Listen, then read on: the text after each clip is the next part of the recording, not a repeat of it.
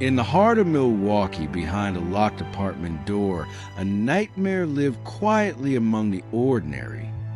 He looked like anyone else, polite, reserved, almost invisible. But inside apartment 213, Jeffrey Dahmer built a world of horror, a world made of bone, blood, and silence. What makes a man stare into another human's eyes and see not life, but something to consume? This is not just a story of a killer. It's a story of the darkness that wears a human face. Jeffrey Lionel Dahmer was born in 1960, a quiet, shy boy from Bath Township, Ohio. But silence often hides chaos. His childhood home echoed with tension.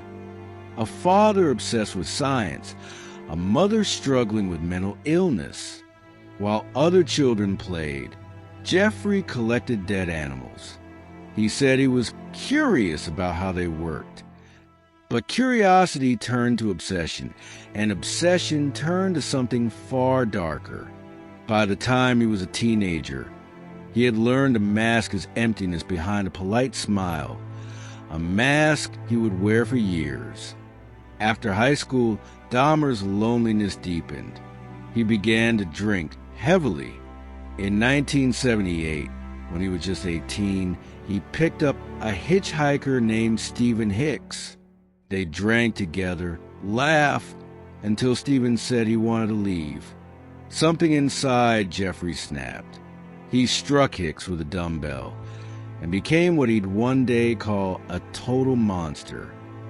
That moment, that silence after the scream, would haunt him forever. For nearly a decade, Dahmer drifted unnoticed through society, working jobs, smiling politely, hiding the beast that lived behind his calm eyes. Between 1978 and 1991, Jeffrey Dahmer murdered 17 young men. He lured them with charm, money, or the promise of photographs. Inside apartment 213, horror became routine. The walls held secrets, photographs of lifeless bodies, preserved skulls, acid barrels dissolving remains. Dahmer wasn't just killing. He was trying to control death itself, to keep his victims with him forever. He told detectives, "I didn't want them to leave." As the smell grew stronger, neighbors began to complain. But Dahmer always had a polite smile and a soft-spoken excuse. On July 22, 1991, a man named Tracy Edwards escaped from Dahmer's apartment in handcuffs. He ran through the streets terrified and flagged down police. When officers entered apartment 213, they discovered a nightmare frozen in time. Photographs of victims, a refrigerator full of human remains, a 57-gallon drum filled with acid. One officer whispered, "I think we found hell." The news spread like wildfire. Milwaukee was in shock. How could someone so quiet, so polite, hide this level of evil in plain sight? During interrogation, Dahmer was disturbingly calm. He confessed everything, every detail, every horror, as if describing a routine day. He said he killed not out of hate, but loneliness. "I was trying to make them stay."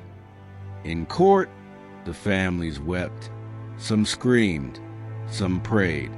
Dahmer sat motionless, his eyes empty. He was sentenced to 15 life terms, 957 years behind bars. In 1994, another inmate bludgeoned him to death in prison. Even in death, Dahmer's name became eternal, not in fame, but in fear. Evil doesn't always wear a monster's face. Sometimes it wears a smile and lives right next door. Dahmer's story forces us to look inward, into the cracks of human desire, loneliness, and control. It's a reminder that darkness can grow quietly, in the spaces where empathy dies. Because when humanity fades, the monster doesn't just live in them, It lives in all of us, waiting, watching, hungry,